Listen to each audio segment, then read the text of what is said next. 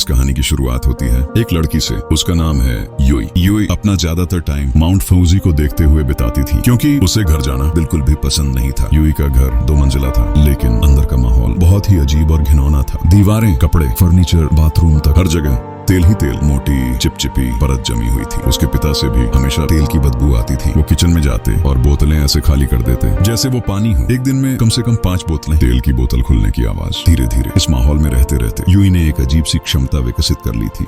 वो अपने दिमाग में ही कैलकुलेट कर लेती थी कि हवा में तेल कितना है और ऑक्सीजन कितनी बची है। वो खुद से बार बार बड़बड़ाती रहती, ऑक्सीजन कम हो रही है, ऑयल बढ़ रहा है। 3-4 साल ऐसे ही गुजर गए। अब यूई का भाई गोरो बड़ा हो चुका था, लेकिन इतनी ऑयल की बोतलें पीने की वजह से उसके चेहरे पर भयानक पिंपल्स आ गए थे। वो अपने पिता से रोज लड़ता। धीरे धीरे उसकी लत और भी बुरी हो गई। उसने स्कूल जाना छोड़ दिया, बाहर निकलना छोड़ दिया, खुद को कमरे में बंद कर लिया और दिन में 20 से 30 बोतलें पीने लगा। गटकने की आवाज। एक दिन उसके पिंपल्स फट गए और उनका मवाद सीधा यूई के चेहरे पर आकर गिरा। छी, तुम कितने डिस्गस्टिंग हो गोरो। ये सुनकर गोरो आपे से बाहर हो गया। यूई भागने लगी, लेकिन तभी भारी सांसें प्लस फावड़े की आवाज। उसके पिता आ गए। उन्होंने फावड़े से गोरो के सिर पर वार किया। गोरो की मौत हो गई। अगले सीन में यूई और उसके पिता याकुनिकू रेस्टोरेंट में बैठे हैं। जगह थोड़ी गंदी थी, चारों तरफ ग्रीस फैली थी, लेकिन मांस बेहद स्वादिष्ट था। वहीं यूई को महसूस होता है हवा में ऑयल सैचुरेशन लेवल 70% तक पहुंच चुका है। उस रात यूई को डरावने सपने आने लगे। उसने देखा माउंट फूजी फट गया है, लेकिन उसमें से लावा नहीं बल्कि